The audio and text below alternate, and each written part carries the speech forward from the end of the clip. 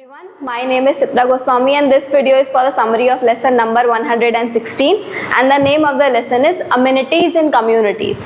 The objectives of this lesson are the students will use community related vocabulary such as urban, suburban and rural, and students will reflect on their feelings toward their community as well as their role in it. For the first step, we are going to share that today we are going to explore the wonderful concept of community. So let's start by asking ourselves, what does the word community mean to you? You will take a few responses for this and then you will explain that community can mean a place where people live together or a place where people do things together. You can offer examples of communities, both traditional like neighborhoods, schools or religious groups, or modern like online communities, based communities or social media groups. For the second step, you are going to ask the students to share what is their community.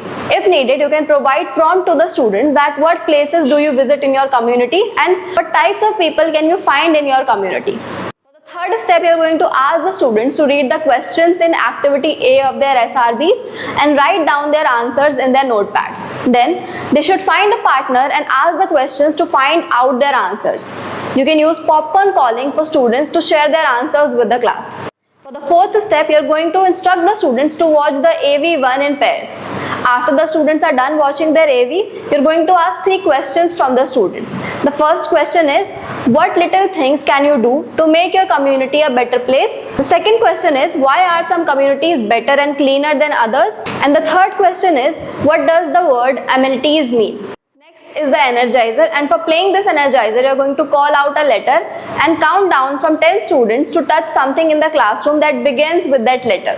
For example, for B, students may touch their book, a bench or a bag. Students who do not find anything to touch in time or are touching something that starts with a wrong letter should get a strike. You can also play using difficult words like Q or Z. The second part of the lesson is the process of getting hired, and the objective of this lesson is that students will gain a basic understanding about pre-employment testing and other steps in the hiring process in order to feel more confident and be better prepared to apply for jobs. For the first step, you will ask the students that imagine you are applying for your dream job. What steps do you think you need to take to get hired? For the second step, you will instruct the students to watch the AV2 in pairs about pre-employment tests. Third step, you are going to ask the students some questions. The first question is, who can summarize the hiring process? The second question is, how will you answer the questions? Tell me about yourself. And the second question is, how will you answer the question? Tell me about yourself. The third question is, how will you answer the question? Tell me about the time you failed at something. And the fourth question is, how will you answer the question, how do you handle pressure?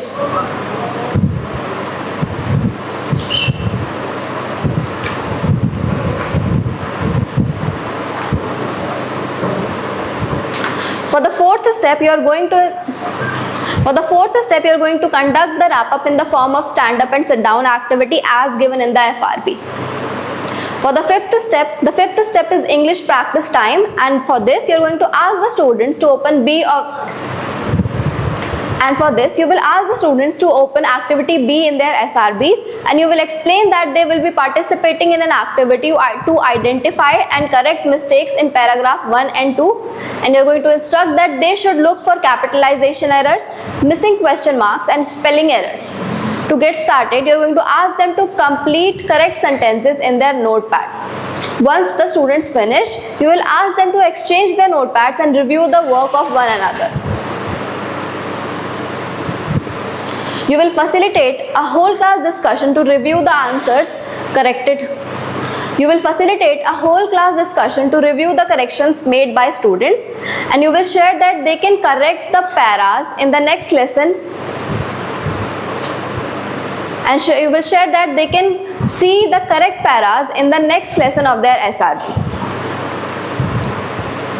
Lastly, you will acknowledge the students for what they did well during the session and you will conduct the pledge. Thank you so much.